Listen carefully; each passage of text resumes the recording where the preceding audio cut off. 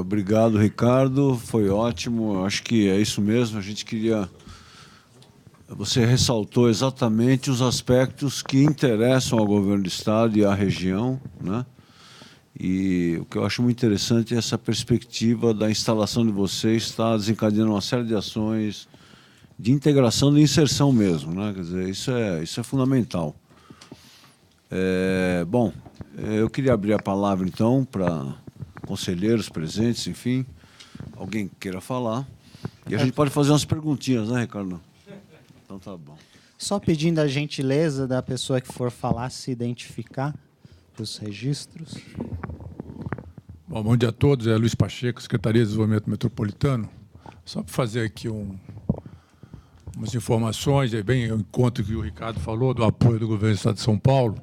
Isso ajuda também a tirar um pouco da pressão deles na Secretaria da Fazenda, porque é com recursos que a gente arrecada lá na Fazenda que o Estado faz os investimentos. Mas só para fazer um balanço rápido, com relação às ações do Estado, na Baixada Santista, e agora também nós vamos começar um trabalho lá na região do Litoral Norte, dos investimentos que estão sendo feitos. Agora, no dia 30, o governador termina na Baixada, foi assinado lá o contrato para o projeto executivo do Ligação Seca, que é um investimento de 1 bilhão e 300, quer dizer, 13 vezes o investimento da Saipem. Mas também foi assinado o contrato para a compra dos trens lá do VLT. Tem o Estado, mais de 100 milhões estão sendo investidos também, já em fase bem adiantadas na área da saúde, saneamento, habitação. Então, esses são investimentos que o Estado está fazendo na área rodoviária, que já foi aprovada e foi iniciada a contratação da duplicação da Cônigo-Rangoni, né, da Marginal. O acesso também já está em fase de projeto, a chegada da Anchieta em Cubatão, ali o Trevo. As duas, o acesso, a ponte de acesso da Imigrantes junto à cidade de São Vicente. Então, são todos projetos que já estão em fase de contratação de projetos e, enfim, de execução. Então, são alguns bilhões de reais que estão sendo investidos lá. E no Litoral Norte também, o Estado está... Nós estamos trabalhando junto com os 4 prefeitos, então, ontem tivemos uma reunião.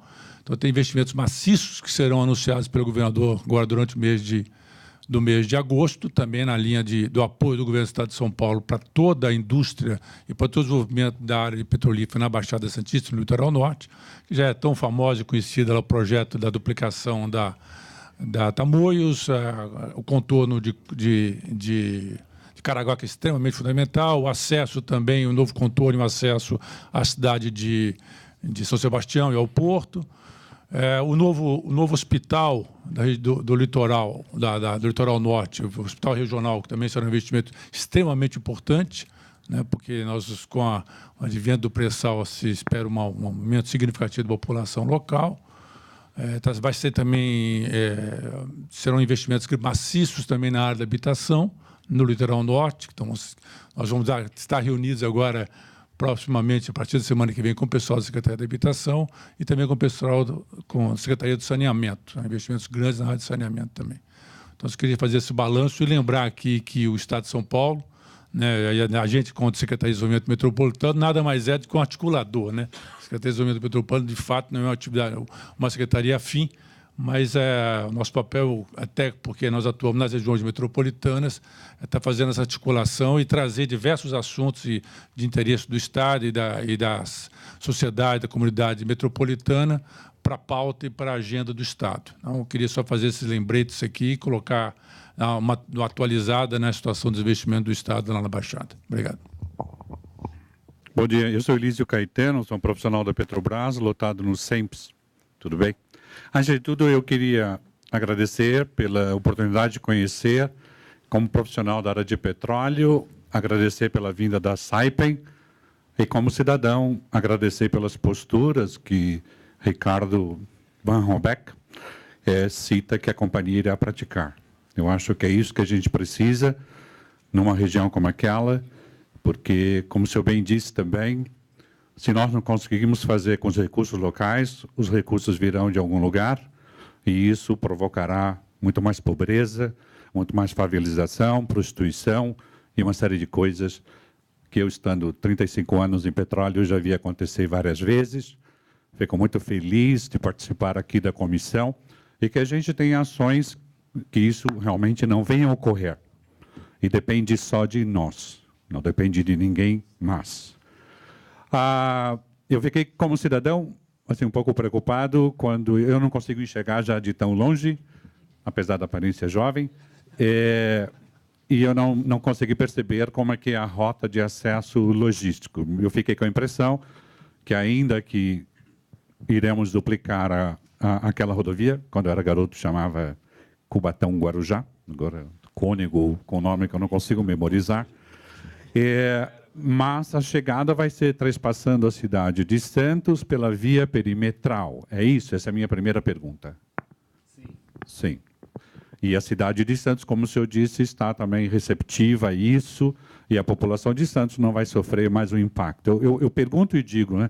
Eu atuo um pouquinho na área de logística, não sei nada, eu só sei fazer as perguntas. E quando me dizem que em Santos chegam 25 mil carretas hoje no pico, e temos containers e tudo, até junto de cemitérios, eu fico preocupado.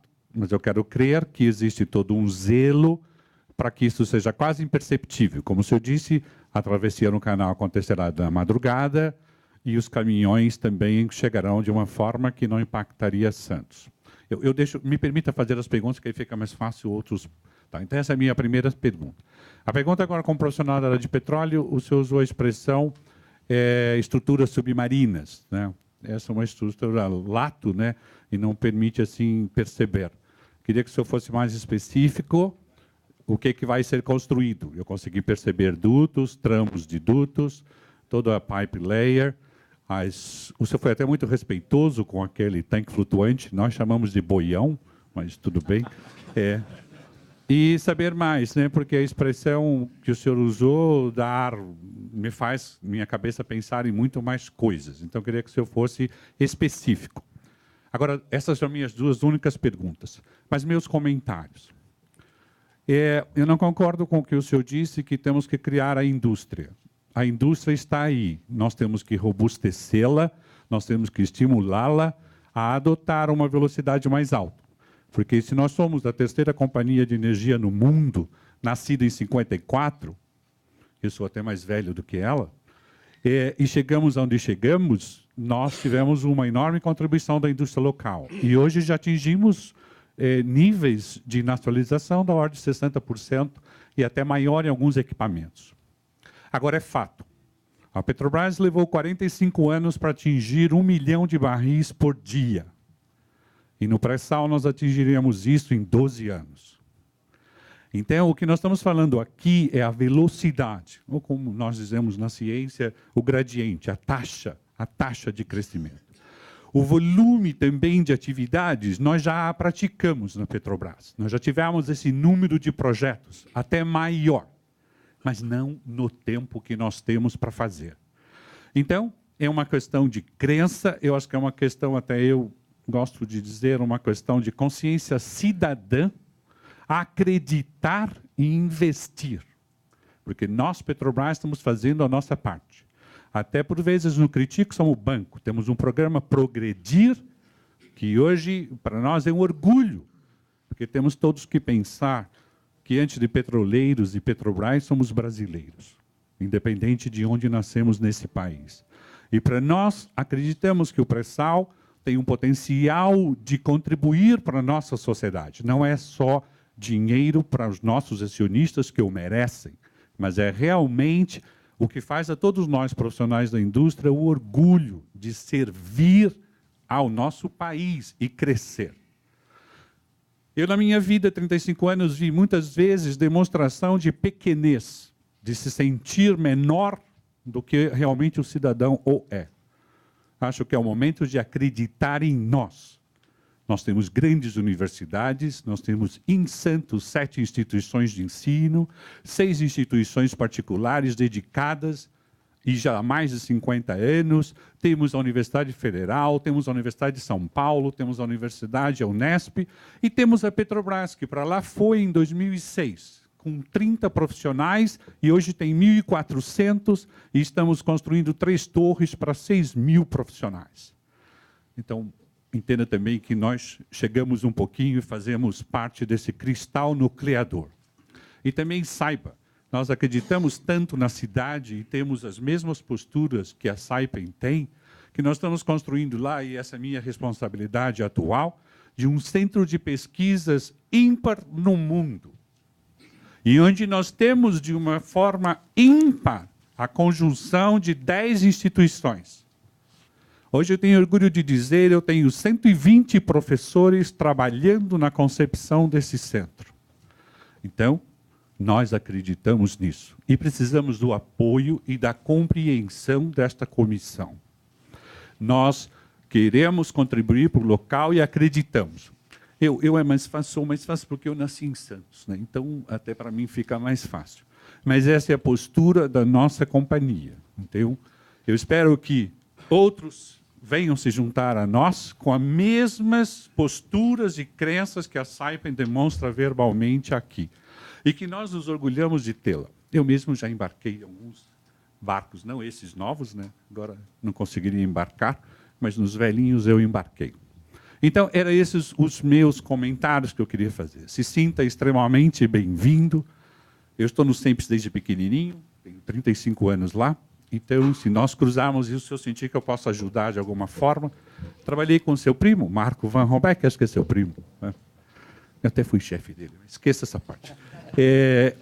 E o que a gente puder, o que nós queremos é isso. Eu chego a um momento, acho que esse é o momento de nós acreditarmos em nós mesmos.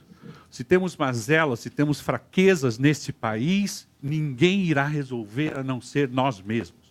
Quando olhamos para o mundo e admiramos alguns países, eu, na minha crença, acredito que eles foram construídos, não nasceram prontos, e foram construídos pelos seus cidadãos. Alguns até com uma história que os desabona. Nós temos poucas coisas que nos desabonam. Fora destruir quase um país, matar todo mundo acima de 10 anos, eu não lembro muita coisa que a gente fez de mal no mundo. Mas essa é a visão e nós todos acreditamos e somos sábios. Eu digo, nós sabemos que não sabemos tudo na Petrobras. Por isso que nós estamos abertos, por isso que eu estou tentando construir este centro em Santos com todo esse potencial. Não é para dar dinheiro para a universidade, é para trocar apoio por cérebros dedicados e baseados numa consciência cidadã. Se não existir isso, nós não venceremos os desafios, mas os desafios serão vencidos por alguém que não nós mesmos. E nós certamente nos envergonharemos para as próximas gerações de ter perdido mais uma grande oportunidade. Desculpe, não sou candidato a nada, mas me emociono e falo um pouco mais, porque eu acredito nessas coisas. Então, lembra, você ainda tinha 2 perguntas, por favor, se lembrar, me responda. Obrigado.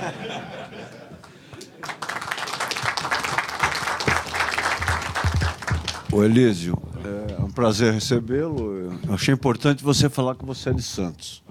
Só para deixar claro.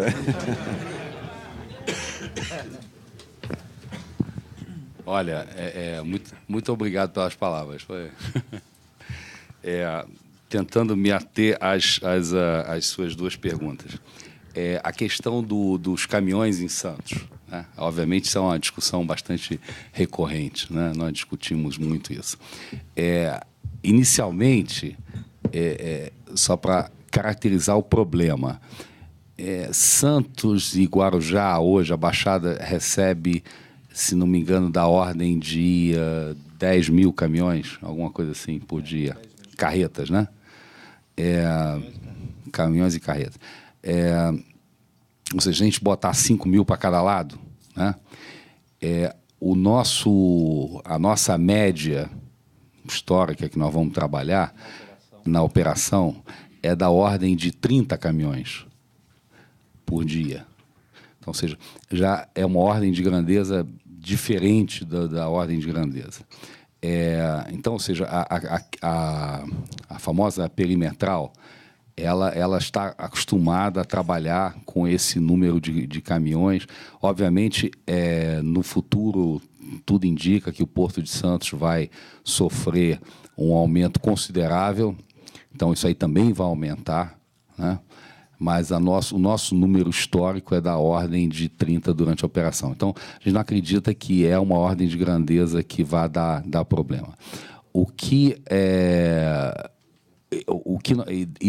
nosso trajeto atual, ele fica absolutamente dentro da região portuária.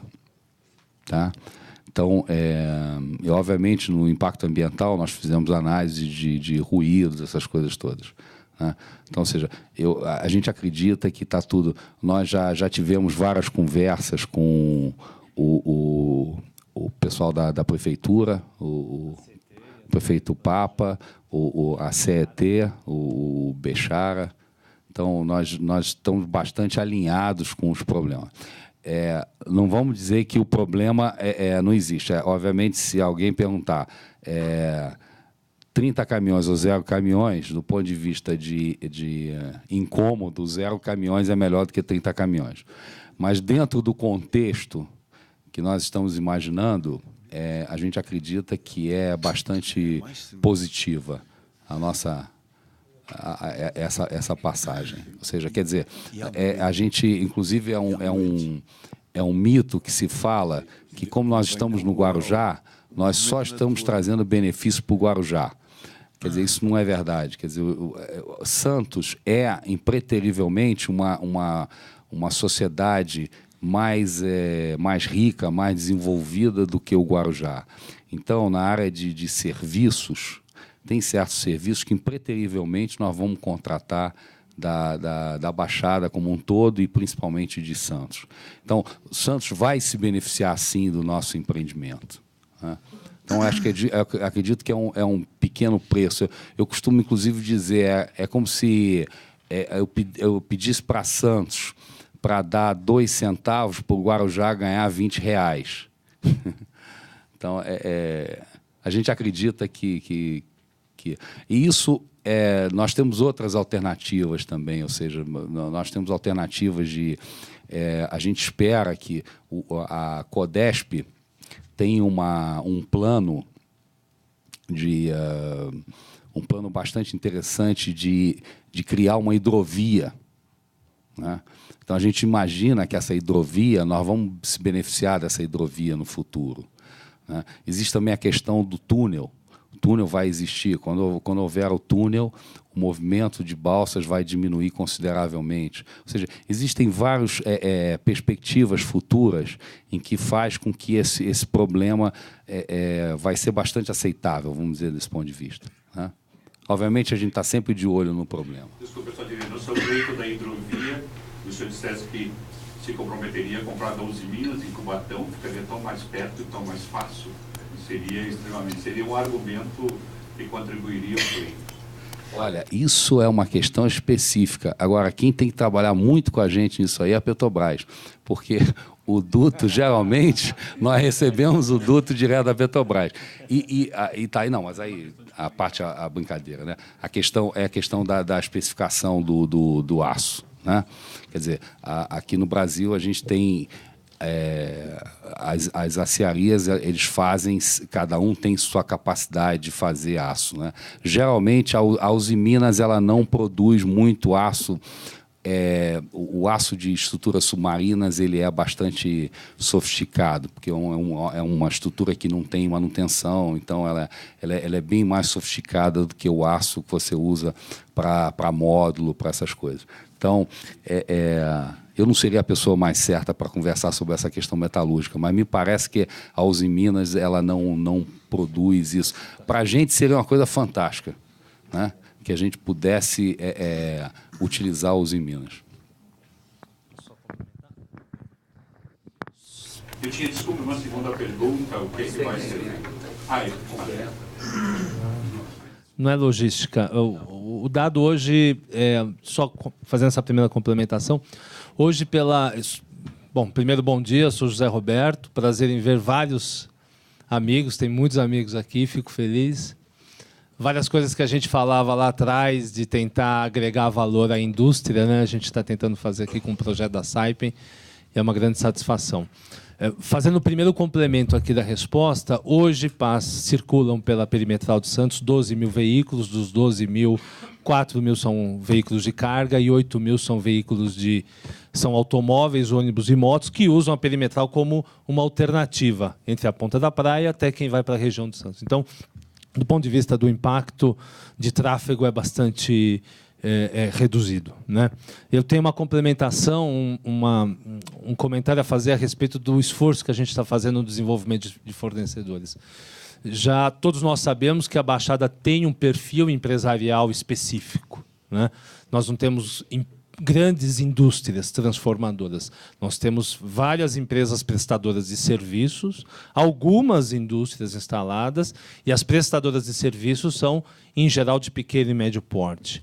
Nós tivemos com o Promimp, há 2 semanas, tentando trazer o Promimp para nosso lado, para a gente fazer um piloto interessante lá de desenvolvimento de fornecedores. Eu tenho vários amigos aqui de associações empresariais, tem Fiesp, tem a Bimac, não sei se tem alguém da Abine. E eu concordo com o Elísio do ponto de vista da gente desenvolver a indústria, o momento é esse. Mas eu acho que também falta mais, a gente tem que avançar, porque o Promimp está estudando agora, fez uma parceria com o Sebrae, mas está estudando um programa de apoio à indústria, né? Um pouco mais forte. Isso é um debate que a gente tem há anos, né? A gente, quando vai no BNDES, o BNDES tem uma estratégia, mas não consegue avançar. O Ministério de Indústria e Comércio também quer avançar na PDP, e o Promimp está ligado à Petrobras e principalmente o Ministério de Energia. Então, eu acho que esse sim é o momento, né, Elísio, da gente fazer o Promimp, que teve uma primeira fase muito forte com capacitação e mão de obra. A BM fez os trabalhos naquele momento, agora é a Bimac que está tocando, né?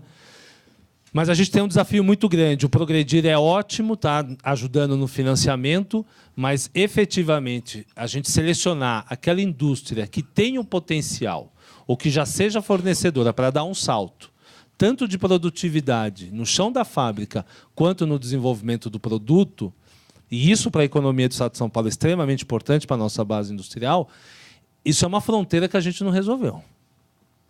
Quer dizer, o trabalho da Saipem daqui a um ano, e eu estou colocando isso porque a gente tem um case de fato, e também é um convite para que a gente faça, é o seguinte: a Saipem vai ter que rodar o interior de São Paulo. Vai ter que ir em Campinas, vai ter que ir em Sorocaba, vai ter que ir em São José, vai ter que ir em Sertãozinho, vai ter que ir em Piracicaba, que são nossos tradicionais polos metalmecânicos. E nesse trabalho ela vai ter que garimpar. E quando ela garimpa, daqueles 10, 2, 3 tem condições de fornecer. Às vezes do ponto de vista técnico. Quando você vai analisar do ponto de vista administrativo, financeiro e fiscal da empresa, você tem desafios. Então, o convite é esse. Da mesma forma que com a Saipem a gente está virando a chave do paradigma ela está se instalando no município, que era complicado de fazer investimento, por vários motivos. Segundo, um desafio ambiental, onde a gente tinha Ministério Público acompanhando que ele queria fazer de lá uma marina, né? E a primeira ação que nós fizemos foi ir ao Ministério Público, mostrar que o projeto é bom e que não tem impacto. E agora o terceiro desafio é esse. Como a gente integra essa indústria, que por motivos competitivos, se ela estiver no Estado de São Paulo, é melhor para a Saipem, ao padrão de exigência da Petrobras. Então, acho que esse é o momento. A instalação do parque, ou do centro de pesquisa, né, do CEMPEG. Tem o parque e o centro. Tem o CEMPEG e tem o parque. O CEMPEG é um condômino do parque. Há de ser um condômino. Há de ser, perfeito. Provavelmente vai ficar numa das áreas indicadas pelas universidades privadas ali, né? Perfeito. E a Saipem, do outro lado, ela não vai fazer um novo parque, ela vai ser integrante do parque. Mas, sim, ela vai desenvolver um núcleo ali, um cluster de fornecedores ao seu redor.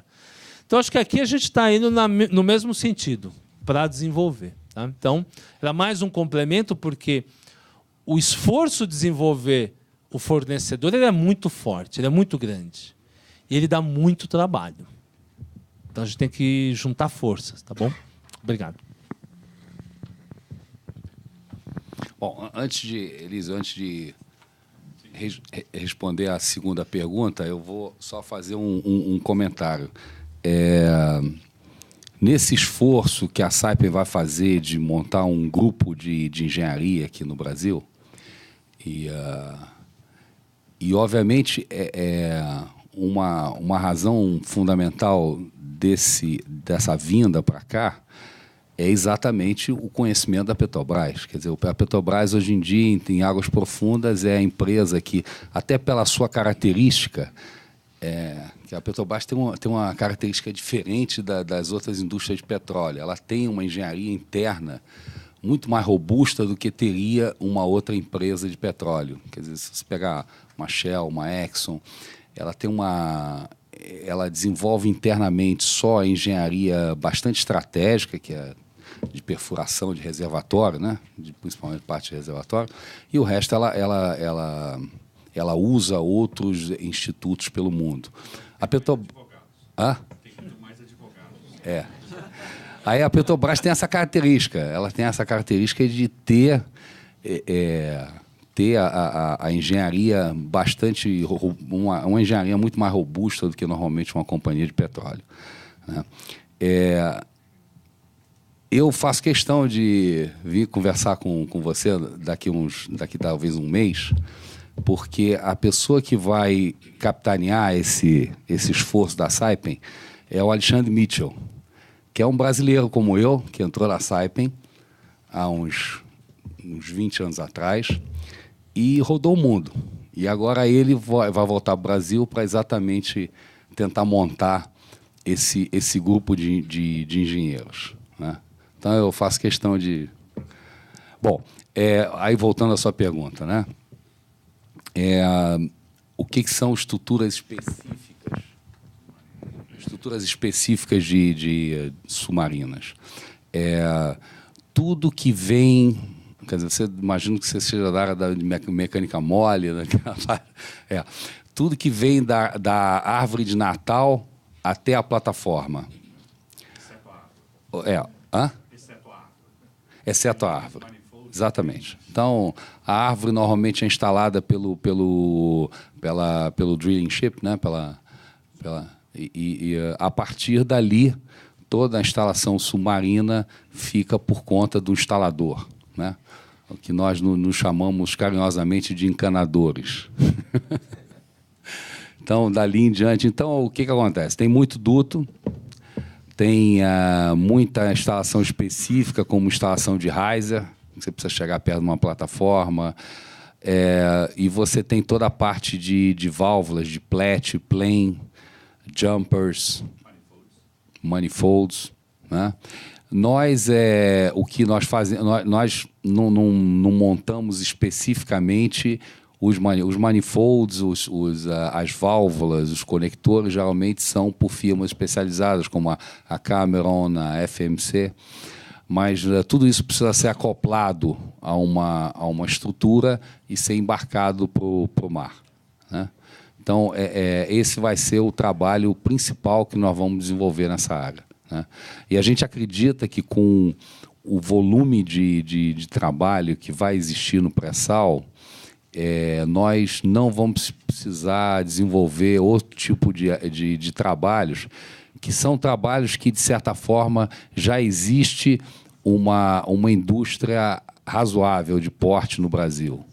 Ou seja, você tem já uma indústria, por exemplo, de construção de módulos, de construção de FPSO, já existe uma... Agora, na parte de estruturas submarinas, existe não vou dizer uma lacuna, mas existe uma oportunidade maior para a gente, né? Então, nós vamos trabalhar especificamente nisso. E é uma coisa interessante porque é uma área em que aí me dá satisfação saber que você conhece a sofisticação da arquitetura submarina, né? Quer dizer, é uma coisa em que a Petrobras tem uma experiência que eu falei aqui, que cada companhia de petróleo tem as suas preferências, né? A Petrobras, ela desenvolveu a indústria de flexíveis no Brasil, né? Foi uma indústria muito importante. Hoje em dia existe uma indústria consolidada disso. A Petrobras tem, para informação aqui, deve ter uns 7, se não me engano, acho que uns 7 ou 8 navios de instalação de dutos flexíveis que trabalham permanentemente para a Petrobras. Ou seja, o setor de tubos flexíveis é bastante consistente. Mas no pré-sal, o pré-sal tem algumas características em que o flexível não é a melhor solução. Obviamente, você vai escutar muita gente entrar numa discussão técnica aqui, vai ter muita gente que vai dizer o contrário do que eu estou dizendo. Mas vamos dizer que a maioria concorda que o duto rígido é o duto mais apropriado para as águas profundas do pré-sal, até porque o pré-sal tem certas características, tem uma quantidade de CO2, o fluido, tem uma quantidade de CO2 bastante representante, bastante significativa, e H2S também, o que você cria problemas metalúrgicos, de corrosão, esse negócio todo. Então, abre-se uma oportunidade bastante grande para ampliação dos dutos rígidos no Brasil, né? Então, é exatamente nesse nicho que a gente está pensando em trabalhar. Tá?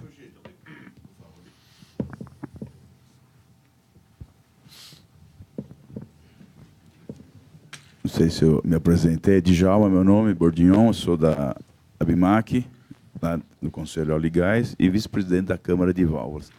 Eu quero engajar aí com o Elísio, em termos de Petrobras. Eu tenho experiência, basicamente, dele dos 35 anos, e tudo que se tem hoje instalado dentro da Petrobras, no parque da Petrobras, é produto brasileiro, a maioria, e de excelente qualidade, e, por enquanto, nenhuma plataforma fundou com válvulas, bomba, equipamento nacionais.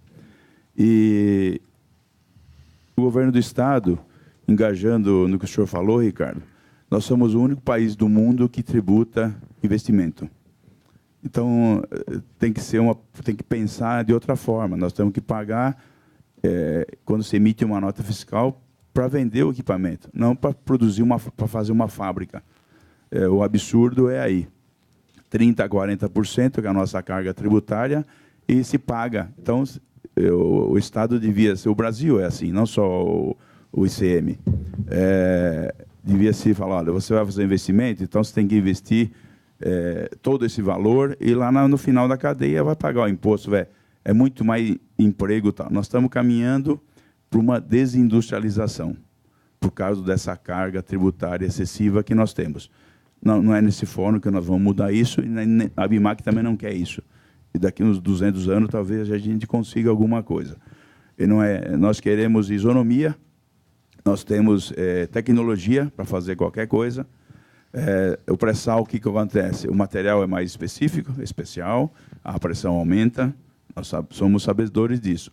O senhor falou bem de águas profundas, você tem hoje um Aker, uma FMC, uma Cameron, com mais de 60% nos manifolds e nas árvores de Natal de conteúdo local. Válvulas acima de 90%, bombas acima de 90%. Então, o parque industrial no Sudeste é o maior do país. Vocês sabem disso. Então, você está 100, 200 quilômetros, nem isso, da sua indústria. Então, a logística é muito simples para chegar lá.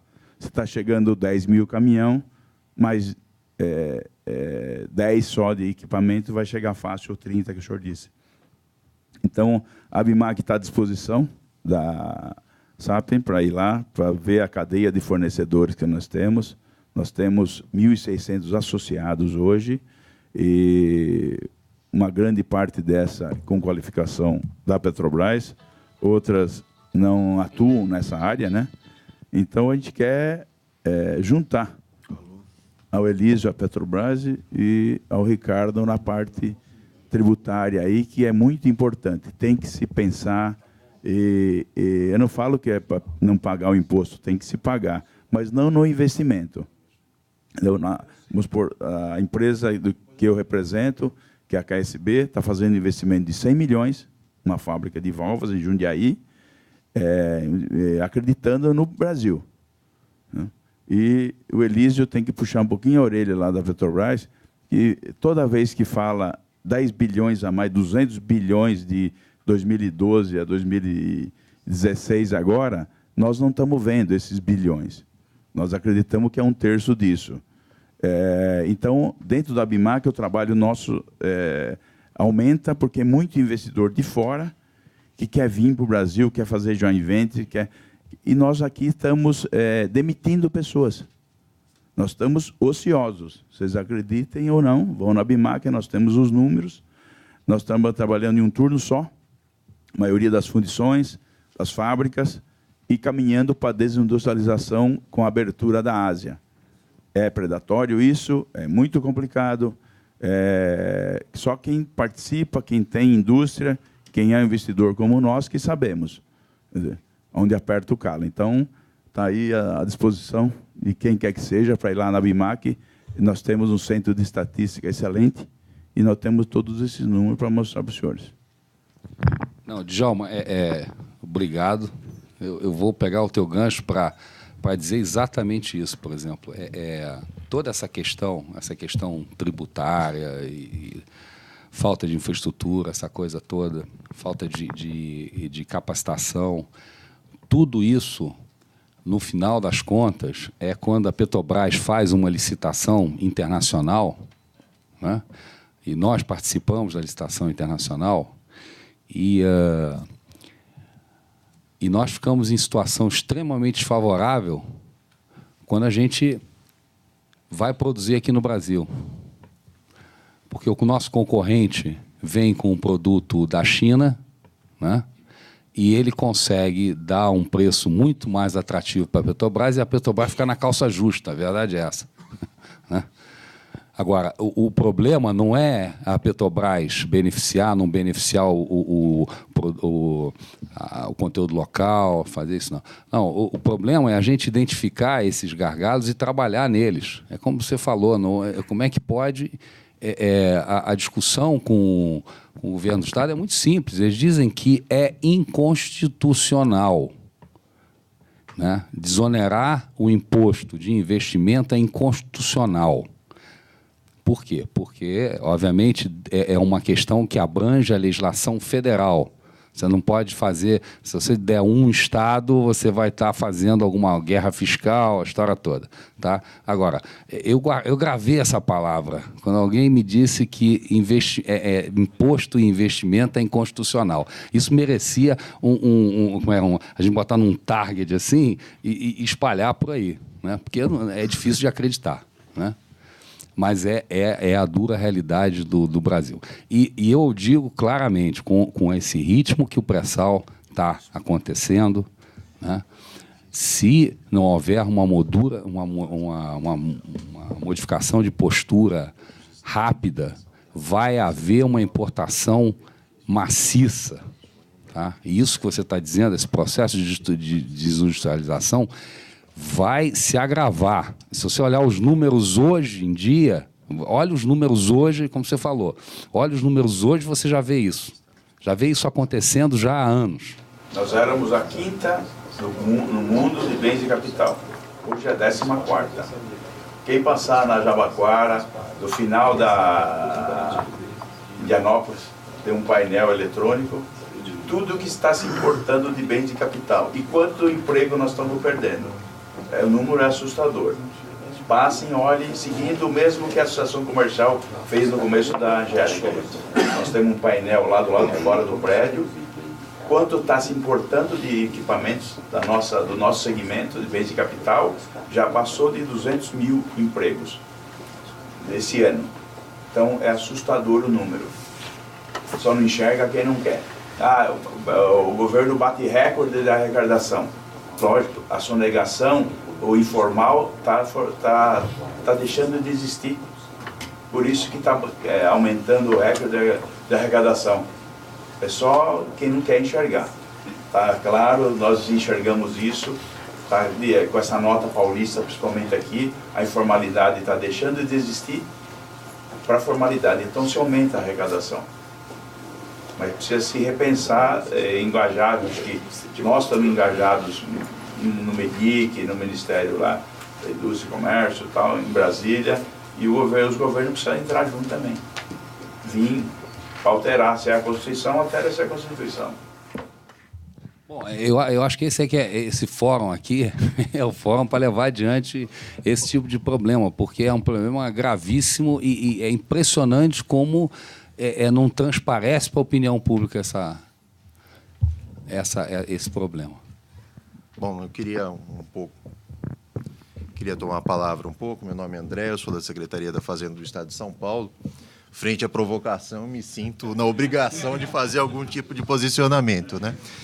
De fato, é inconstitucional. Todo um benefício que é dado à margem da regra constitucional, que prevê que todos os estados da federação devam referendar o benefício, é inconstitucional e ele é basicamente o estopim da guerra fiscal. Você dá um benefício à margem do CONFAS, legitima um outro estado a dar o benefício e isso gera uma corrida para o fundo, como a gente assiste hoje, né? Os estados dando benefícios cada vez maiores e legais, criando segurança jurídica para as empresas, porque se eu te dou um benefício e você não tem segurança jurídica, depois de amanhã o STF pode arguir da inconstitucionalidade e você vai ter que recolher o imposto atrasado que você não recolheu há 10 anos atrás. Então, beneficiar você no curto prazo não necessariamente vai levar a um aumento de investimento, até porque eu estou aumentando drasticamente a segurança jurídica dos seus contratos. Em segundo lugar, também, naquilo que é possível o Estado de São Paulo agir, dentro da discricionariedade que lhe é conferido pelo CONFAS, nós temos beneficiado o setor de petróleo e gás dentro do programa do Repetro Paulista, que vocês conhecem. Isso prevê, nós temos uma redução de base de cálculo, se não me engano, para alguma coisa em torno de 7%. E, evidentemente, tudo aquilo que vocês pagam, esses 7% que vocês pagam, vocês recebem de volta, mas recebem 48 parcelas. Então, assim, dizer que nós oneramos o investimento é verdade, mas tem que ser pontuada. Tudo aquilo que você paga, você recebe depois de volta. Então, só fazer essas pontuações para dar um... Vamos devolver Eu queria complementar também. Posso só um comentáriozinho? Quando eu reclamei da questão institucional, eu não estou dizendo exatamente do Estado de São Paulo. Eu estou dizendo o conceito. O conceito, como desculpa, o Djalma falou. Não é específico. Investimento. Hoje em dia, nós temos esse problema que o Djalma colocou. Claro, existe um desinvestimento na indústria no Brasil. Ponto. Existe essa dificuldade. A carga tributária está subindo. Então, deveria ter uma postura do governo, quando eu digo governo lato sensu. Não estou dizendo, acho que inclusive o governo de São Paulo deveria fazer esforço junto ao governo federal, a gente tem deputado federal para isso, para dizer, investimento tem que ser desonerado. É uma questão conceitual. Não estou entrando no mérito se tem a questão do repetro, alguns itens você tem essa questão, alguns você não tem, depende de como é que você está encaixado no repetro, não está encaixado no repetro. Quer dizer, aí você está dizendo assim, a questão é parcial. Eu estou defendendo um conceito. Investimento no Brasil, atualmente, nessa situação nossa, deveria ser uma bandeira isso. Só isso. Veja bem, quando eu estou reclamando como brasileiro, não a Secretaria de Fazenda, mas dentro do conceito brasileiro. Aqui não é o fórum, inclusive.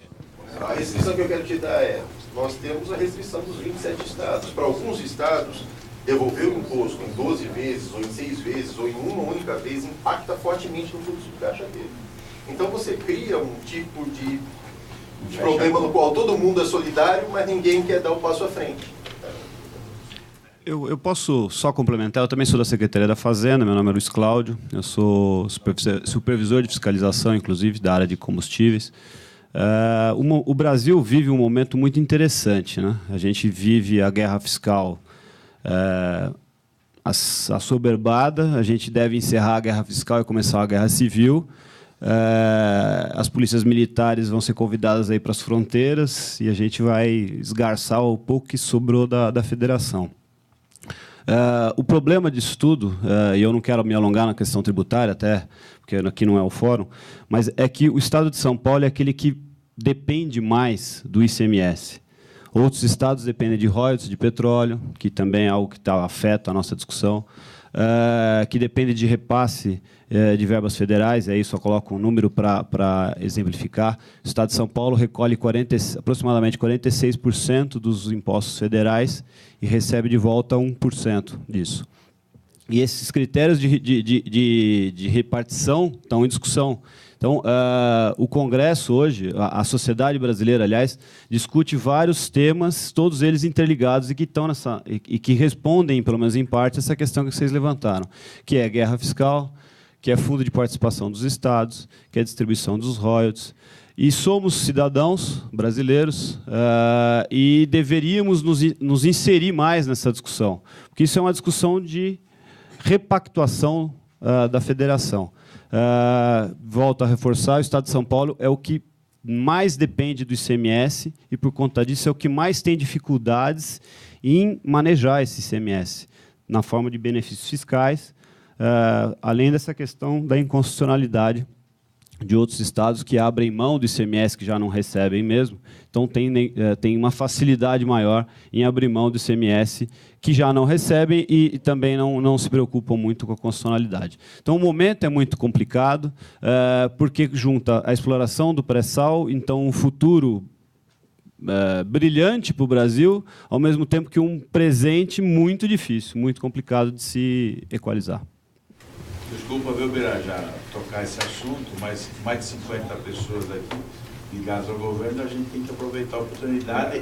A ABIMAQ está fazendo isso em todos os fóruns que ele pediu para participar. Eu acho que é difícil desculpar, porque esse assunto... Eu estou brincando, Djalma. Eu acho que foi uma demonstração clara do imbricamento de uma série de problemas que o Brasil tem que encarar. Quer dizer, essa questão que o Ricardo coloca muito bem, conceitual, é um problema do Brasil, né? É um problema e agudiza a hora que você tem momentos de baixa demanda mundial. Nós estamos sendo afetados, isso é óbvio, né? Já fomos aí desde 2008, talvez conseguimos aí navegar, diminuir os efeitos, mas a marolinha está crescendo, né? Não sabemos o que vai acontecer. E nesses momentos fica muito claro, quer dizer, o mercado internacional fica mais agressivo, né? Isso transparece muito, né? Nós já tínhamos problemas na questão da própria execução do conteúdo nacional dessa questão do petróleo. Isso não é uma coisa trivial, né? O que eu posso fazer, quer dizer, o que nós podemos fazer aqui, a Fazenda, enfim, o governo do Estado de São Paulo, nesse momento, é acolher todas essas contradições, esses pleitos, e acho que o Zé Roberto colocou uma coisa interessante, quer dizer, nós precisamos saber quem é o inimigo e em que momento, porque, quer dizer, o Estado de São Paulo está anunciando investimentos aqui na infraestrutura, no gargalo logístico do porto, que não está resolvido, não, a questão da cidade do porto, não está resolvido, não. Isso a gente sabe do problema, né? Isso não está resolvido ainda, né? E precisa de recursos do Estado para investimento nisso, né? Quer dizer, o Estado está sendo chamado a investir mais nessa situação crítica mundial, tal, e ele tem dificuldades também. Quer dizer, então, esse é o estágio que nós nos encontramos, né? Quer dizer, óbvio que tem pleitos, todos eles legítimos, acho que o conceito de desonerar investimento é fundamental, mas tem problemas, né? Tem problemas da nossa forma de se organizar. Não dá para abrir mão aqui, se você não pode, se você pode ser questionado, se você perde, tem a questão, né? Quer dizer, é uma discussão nacional essa, né? Obviamente, São Paulo sente mais porque depende mais do ICMS, tem o maior parque industrial do Estado, né? E, enfim, por outro lado, nós temos a possibilidade de entrar nesse jogo do pré-sal, em particular, talvez de maneira mais... É o que está mais preparado. Não sei, se tem alguém mais preparado para entrar nesse jogo, né, é São Paulo. E eu acho que a gente tem que saber trabalhar com isso. Quer dizer, olha, os problemas que nós temos, pleitear e tentar ajudar e vamos tentar resolver, mas a vida segue. A vida segue e eu acho que a gente tem que qualificar, sim, a empresa de São Paulo, aproximar e tentar traduzir dentro desse quadro de dificuldades que não vai se dissipar de hoje para amanhã, né? Procurar os caminhos aí para a gente manter-se vivo, ativo, né? E, enfim, então eu acho que o Conselho Estadual do Petróleo é um fórum para isso. A gente espera que a BIMAC se faça mais presente no nosso comitê de fornecedores. Vamos fazer, né? Eu acho que a gente está... É gozado, a gente teve uma percepção nesse começo de ano até agora que o negócio ficou um pouco parado. Não sei se a preocupação dessa macroeconômica, desse quadro que se avizinhou desde o começo do ano, o próprio desafio do pré-sal é muito grande, mesmo para a Petrobras. A gente percebe isso, não é fácil. A Petrobras é chamada muitas vezes para atuar como um suporte ao país em momentos de...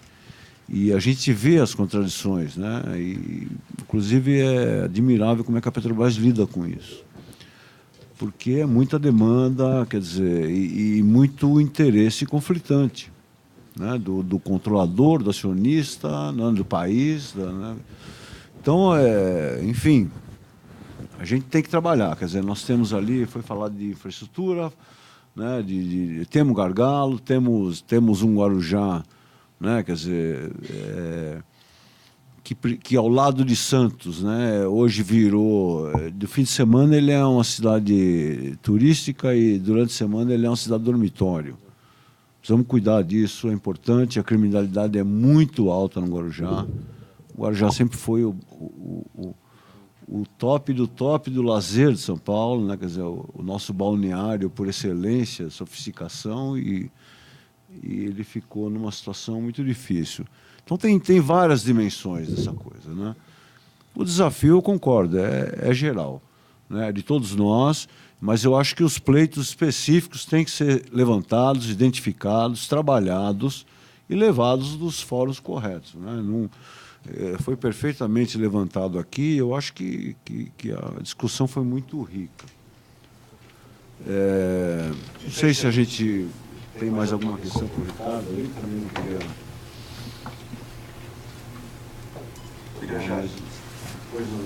Bom dia, meu nome é Denis, eu sou representante da Procuradoria-Geral do Estado. E só para... Nós temos participação em algumas outras áreas, inclusive em infraestrutura. E a título dessa questão tributária relacionada aos investimentos, o Estado também, quando vai gastar, padece desses males. O Estado também não gostaria, eventualmente, de onerar os seus tributos, onerar os seus investimentos com os tributos, principalmente da União.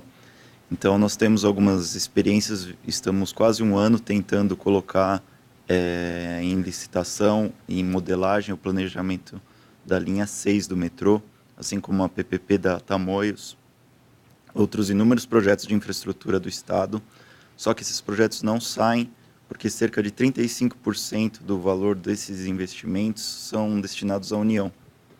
Então, é uma situação muito crítica também para o Estado, que necessita prover, até ciente dos gargalos de infraestrutura, necessita prover investimentos nesse setor.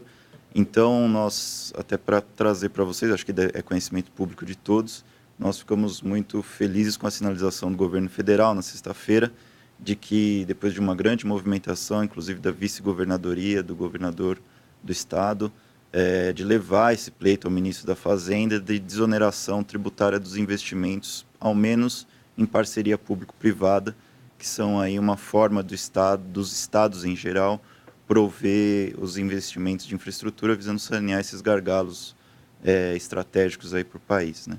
E só para também trazer um outro fato, existem inúmeros recursos da Caixa Econômica Federal disponíveis para os estados da federação atuar tanto na área de habitação, infraestrutura urbana, e os estados não gastam esses recursos porque eles vêm como uma forma de eu recebo com uma mão, mas eu devolvo pela outra para a União. Então, acredito que talvez isso seja um primeiro sinal aí que o governo pode pensar um pouco melhor nessa tributação do investimento, que parece que é algo bem mais uma jabuticaba aí que a gente cria aqui no Brasil. Só isso que eu queria contribuir.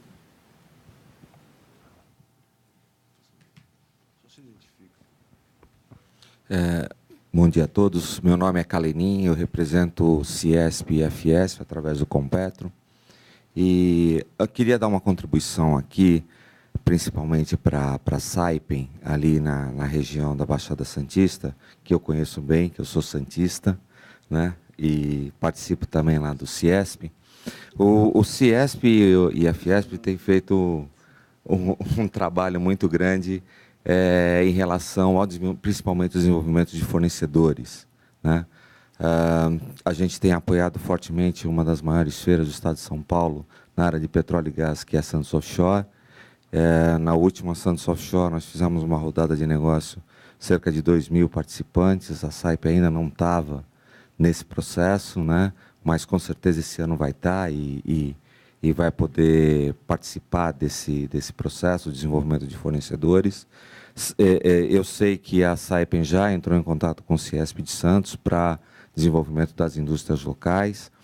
A Ciesp está fazendo um desenvolvimento junto com a Unip de alguns projetos de desenvolvimento de FPSOs, de módulos de FPSOs, no Platec, já com um projeto já em desenvolvimento na região de Campinas, na área de automação industrial e comandos elétricos.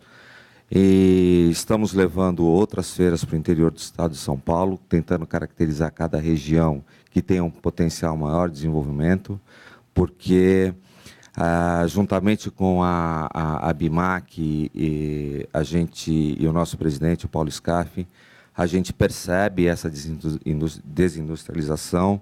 O nosso presidente tem feito pressão constante em relação ao governo federal sobre esse assunto. Um dos reflexos imediatos que teve foi a redução dos IPIs. Hoje de manhã estava escutando o reflexo direto disso, o aumento da venda de automóveis, batendo um recorde em maio. Com certeza isso vai abaixar o nível de estoque, vai provocar um aquecimento natural, quer dizer, medidas pontuais têm que ser tomadas. A sociedade como um todo, principalmente organizada, como nós, como o SEBRAE, como a BIMAC, a BINE e outras, tem que fazer as pressões na hora certa, porque senão a gente não desenvolve. A gente procura fazer isso e coloco aí à disposição Fiesp e Ciesp no desenvolvimento da cadeia de fornecedores. Nós temos um grupo de logística dentro do Ciesp à disposição para ajuda nesse estudo de logística, de gargalos e tudo mais. Então, por favor, vamos trabalhar conjuntamente, que, assim como o Elísio falou, isso não é um problema né? Isso é um problema da nação, e a nação organizada tem que se ajudar num momento como esse, e eu concordo e também sou adepto a esse discurso. Se a gente olhar novamente, a gente fala, puxa vida, a gente poderia ter feito e perdemos a oportunidade de novo. Então, estamos colocando à disposição aí. Muito obrigado. Bom, gente, já são 12h20, né? A fome está batendo. Você... Pois não, eu vi aqui hoje duas proposições interessantíssimas, né? Eu sou apenas um pesquisador no Centro de Pesquisas da Corporação Petrobras, então, logicamente, muito do que foi dito eu não tenho atuação. Entretanto, acho que foram coisas importantíssimas. José Roberto disse o Promimp já treinou 70 mil pessoas e tem um programa para treinar 400 mil. Mas, tipicamente, treina o desempregado, né? Tenta conferir empregabilidade. José Roberto tem uma proposição do Promimp se voltar para as indústrias e aumentar a eficiência. Nós sabemos também que crise não se vence com consumo. 15 mil. O que nós produzimos no Brasil hoje dará 3,6 milhões de carros, né, no final do ano. Então, essa solução também não é suficiente, dizem os prêmios Nobel. Nós precisamos aumentar a nossa eficiência e efetividade. Então, tem uma proposição ali, que eu entendi, de José Roberto, buscando apoio para que a gente, através de um arrazoado racional, a gente consiga sensibilizar e dar a esse programa, que é um programa de sucesso, temos que reconhecer, o Promimp, possa ter um viés voltado para esse aumento da efetividade, da eficiência e eficácia industrial, né? Voltado até mesmo em domínios de gestão, em domínio de toda a cadeia produtiva. Segundo aspecto, nosso Djalma falando dessa desoneração de investimentos. Então, nós somos os geradores de dados e fatos, nós atuamos na cadeia. Então, nada melhor, Celso Zalatti já dizia, você pode ter várias teorias, mas se não explicam os dados e fatos, as suas teorias são falsas. Então, quem tem dado e fatos somos nós. Então, eu gostaria, eu sou felicíssimo de estar aqui, todas as reuniões são interessantíssimas, mas eu espero que a gente chegue ao ponto em que a gente possa fazer dessas proposições eventos específicos e atraiamos as pessoas competentes para dedicar e formular nossa postura como parte da sociedade, uma postura ser propositiva. Porque senão, veremos motoristas de táxi e barbeiros resolverão todos os problemas do nosso país, não é verdade? Era isso que eu queria dizer, então eu espero assim, essas proposições se tornarem atos nossos para que nós as robustecemos com dados e fatos e encaminhemos dentro dos nossos representantes políticos. Né? O que seja melhor para o país é inquestionável. Né? Isso é inquestionável, essa é a visão cidadã. Então, era meu comentário. Obrigado. Obrigado, Elísio. Gostaria de agradecer a presença de todos. Desculpe aí alguma brigadeira, algum mau jeito. O Ricardo Saipen, Zé Roberto, tem muito. Nós estamos aqui hoje muito por conta do trabalho do Zé Roberto, a gente sabe disso. E é fundamental sua presença, porque o desafio é enorme. Ricardo, obrigado. Você quer fazer uma despedida? Eu agradeço e fiquei bastante impressionado com o nível de participação. Acho que mostra mais uma vez que a gente acertou em vir para o estado de São Paulo. Joia. Obrigado. Por favor. Já, né? Um autoelogio, não, né? Não, eu quero, na verdade, parabenizar vocês pela condução dos trabalhos. Eu tenho acompanhado, por obrigação de ofício, com a Saipen o desenvolvimento. Parabenizar você, a tua equipe toda que está aqui, o Gross também, e a Secretaria de Energia, o secretário que pegou o bastão. Do meu lado, eu só fico feliz porque é como um pai, né? A criança nasce, a gente ajuda ela a crescer e depois ela ganha o mundo. E no setor público a gente sabe quanto isso é difícil. E vocês estão de parabéns aí pelo arrojo, pelo envolvimento e pela condução. Porque também é muito fácil, falando de novo, setor público, a gente quando muda de ano ou muda de governo, várias ideias são deixadas de lado. E vocês pegaram esse bastão e estão tocando, então só quero dar os parabéns. Parabéns, Bira, pelo trabalho. As ideias eram boas, são boas. Tá bom, gente, bom dia. Aproveitar e dar dois recados. Um é que nós deixamos nas cadeiras, né, uma versão impressa do relatório de atividades do Conselho Estadual de Petróleo, feitas no ano passado. O arquivo está disponível em meio digital também para download na Secretaria de Energia. Quem desejar, nós temos mais alguns exemplares, a gente pode disponibilizar. E a segunda é que todas as reuniões do Conselho estão sendo gravadas e elas são disponibilizadas na íntegra no site da Secretaria de Energia em algumas semanas. Ok, obrigado. Bom dia a todos.